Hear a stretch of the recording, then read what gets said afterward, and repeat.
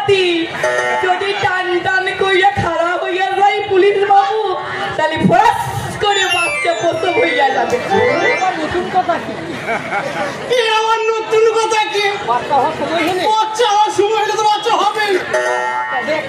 তবে একটা কথা বলি, এই অবস্থায় রাস্তাঘাটে বেরোনো উচিত নয়। রাস্তাঘাটে বেরোনো উচিত নয়। তাই একটা ঘটনা বলি, শুনো। ছোটবেলায় আমি দুর্গা পুজোয় মামার বাড়ি বেড়াই গিয়েছি। এইরকমই একটা গর্ভবতী মহিলা পূজা মণ্ডপে এসেছিল। যেই আরতির বায়না বেঁচে গেল, আর অমনি গর্ভবতী মহিলা। আমি কি বলবো, ওই ঢাকের আওয়াজে পেটের বাচ্চা পুজো করে গেল। এই হালাল পুলিশ, আমার প্রসব বেদনা উঠে নাই। ওই ব্যথা, এই ব্যথার কথা যখন বললি তাহলে বলি, শোনো। গতকাল ভর দুপুরে একটা ধাড়ি মুরগি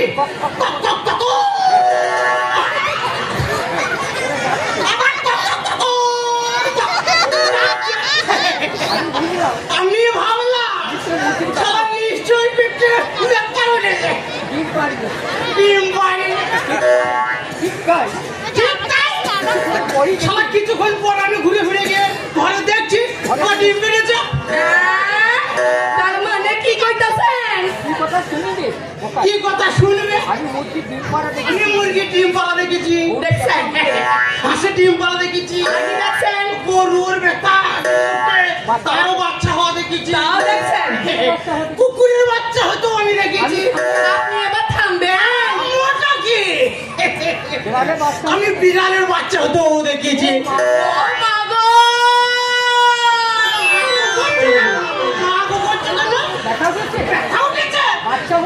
বাচ্চা হবে না না না, এ বেটা আমার সে বেটা লয় গো, আমার অন্য বেটা। কি ব্যথা? মনের ব্যথা, গাঁটের ব্যথা, হাড়ের ব্যথা, আমার ব্যথা, বুকের ব্যথা, মাথায় ব্যথা। মানে আমার কোথাও টিপতে হবে না, এমনিতে আমার সব ঠিক হয়ে গেল। বুঝেছি গ্যাসের ব্যথা। তাহলে গ্যাসের কথা যখন বললো তাহলে আর একটা ঘটনা বলি। কি কইবেন? ছোটবেলায় আমি গরমের ছুটিতে মাসির বাড়ি বিশাল লক্ষ্মীর মেলা থেকে হঠাৎ আমার ওরে বাড়ি পেটে পেন উঠলো, মানে পেটে ব্যথা উঠলো। আপনারও পেটে ব্যথা? আপনার মতো না, আমার পেটে সে ব্যথা তো নাই। গরমকালে জিলাপি তেলে ভাজা ফুচকা খেয়ে গ্যাসে অম্বলে। আপনি এবার এখান থেকে যাইবা? আমার পেট থেকে মানে কুরকুর করতেছে। পেটটাকে গরম লাগছে।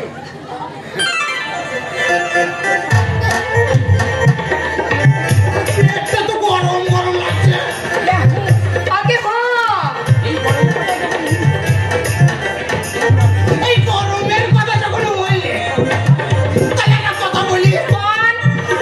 গরমকালে ঢালে খাবে, শান্ত ভাত খাবে। আপনি আপনার এই বকবকানিটা থামাইবেন। আমার নাম যে বকায় না বললে আমার পেটের ভাত হজম হয় না। আপনার এই বকবকানি লইয়া পুলিশে চাকরি করেন? এই পুলিশের কথা যখন বললে তাহলে আর একটা কথা বলি। পুলিশের চাকরি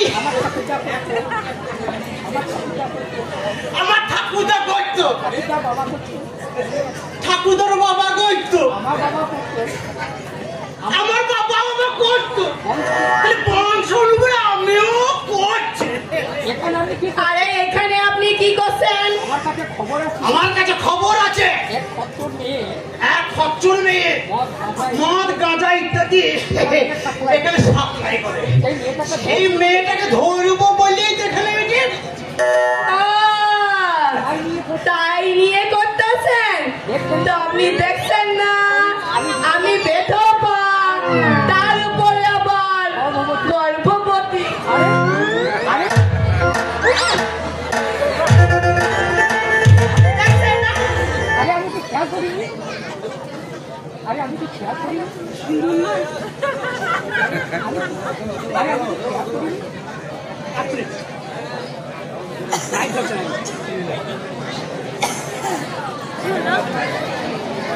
তার উপরে আবার গর্ভবতী। আরে আমি তো খেয়াল করিনি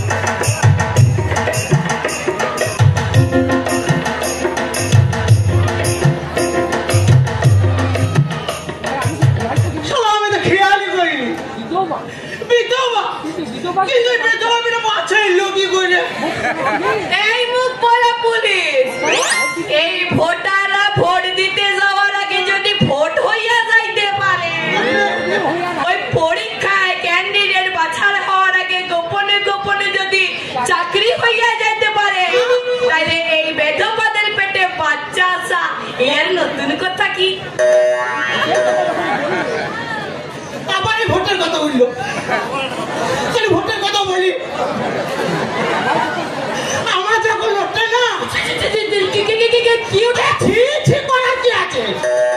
দেখুন আপনারা ভোটে না মরবে না, ও আমি তো সেইটাই বলছি। আমি বলি কি করতে বাবু কোকাই বাবু, এবার আপনার বকবকানিটা থামাইবেন।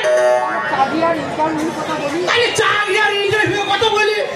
আর যদি আপনি কিছু বলেছেন এইটাই হকলকে ডেকে ডেকে বলে দেবো আমার পেটের বাচ্চার বাবা আপনি। চুপ করো, চুপ করো। তাহলে এখান থেকে সোজা চলে যান। তাই নেই আবার সেই কথাটাই আসছে, বলছে সুচা চলে যায়। তাহলে সুচা কথাটাই বলি।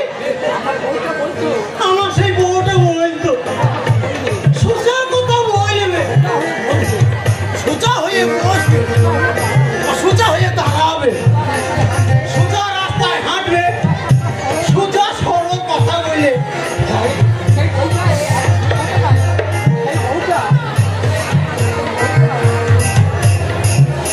এই বউটাই আজ আমার ছেড়ে ফেলে গেল। বহু বছর আগে না আমার কোথায় হারিয়ে গেল। ওই চলে যাওয়ার পর থেকেই না আমার বউ ওখানে আরম্ভ হয়ে গেল। আমি ভুলতে চাইলে ভুলতে পারি না, কিন্তু এই রোগ ভাঙা মেয়েকে যদি ফিরে পাই বউটাকে আমার খুব কষ্ট হয়। যদি কোনোদিন আমি তাকে কাছে ফিরে পাই তবে আমার এই রোগ ভালো হবে, নইলে হতে রাখেন। বৃষ্টি হবে না, সবাই বসুন। অনুকূল করে বলছি বৃষ্টি হবে না, অনুকূল করে গাইছে দয়া করে বলছি বৃষ্টি হবে না, সবাই একটু ধৈর্য ধরে বসুন, বৃষ্টি হবে না।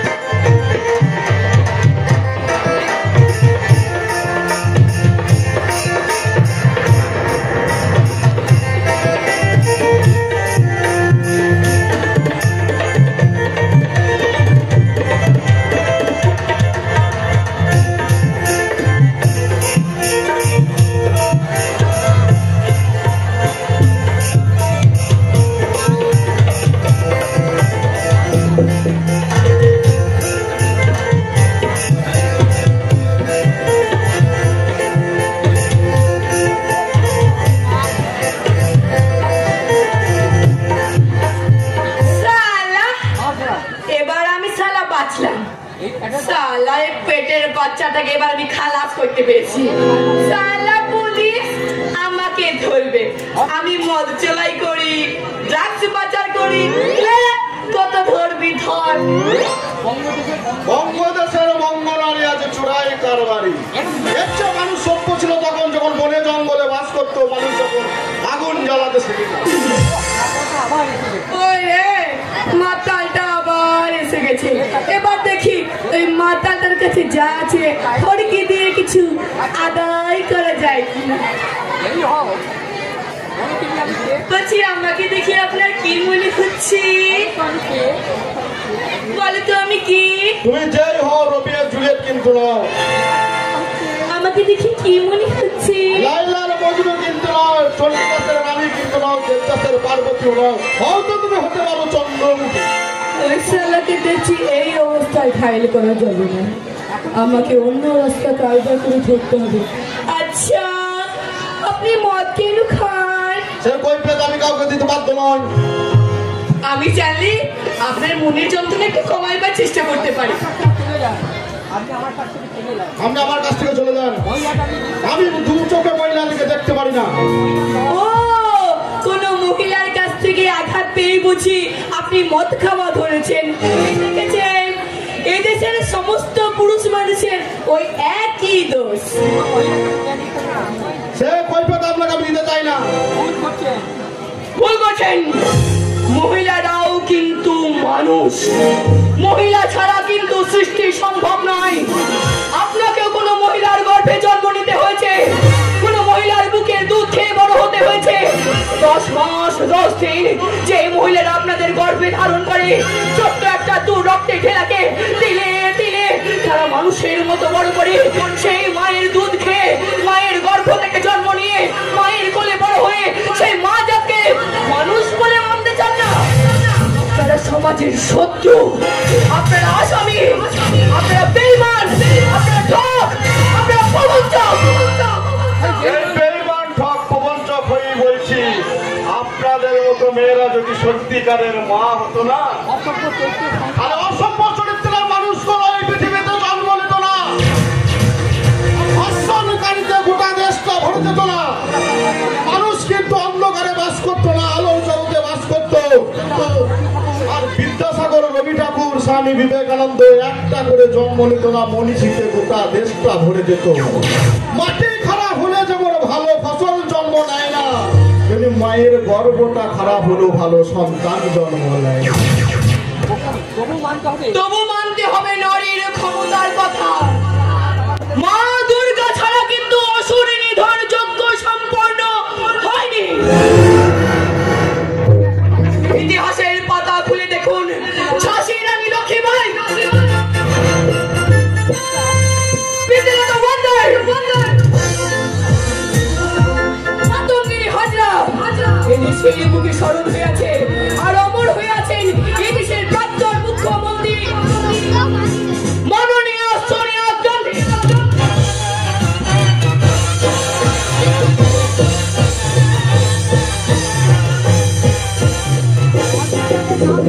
বললেন আমি যাদের নামে এতক্ষণ ধরে আপনি যেসব মহিলাদের নাম করলেন না, তারা আপনার মতো এই নোংরা পোশাক করে রাস্তায় রাস্তায় যৌবন ফেরি করে বেড়ায়। আধুনিকতা রঙিন বাঁকায় ভর করে কোনো মেয়ে মা হওয়া যায় না। আর এরকম নোংরা পোশাক পরে নিজের মায়ের পেটে ভাইয়ের সামনে কোনোদিন বোনের পরিচয় দেওয়া যায় না। ভিক্ষা দিয়ে ধিক্কার দিয়ে এদেশের যুব সমাজটা আপনাদেরকে বলবে না, ও গো নারী কোথায় তোমার বাড়ি, দেশের শিক্ষা ফেলে রেখে কেন বিদেশে দাও পারি, ঠিক ঠিক শত ঠিক তোমারে। এই যে শুনুন, এই যে শুনুন, আমি কিন্তু আপনার সঙ্গে বক বক বক বক বক বক করে কবি লড়াই করতে আসিনি। আমার কাজ আছে, আমি চললাম। যাবে মা।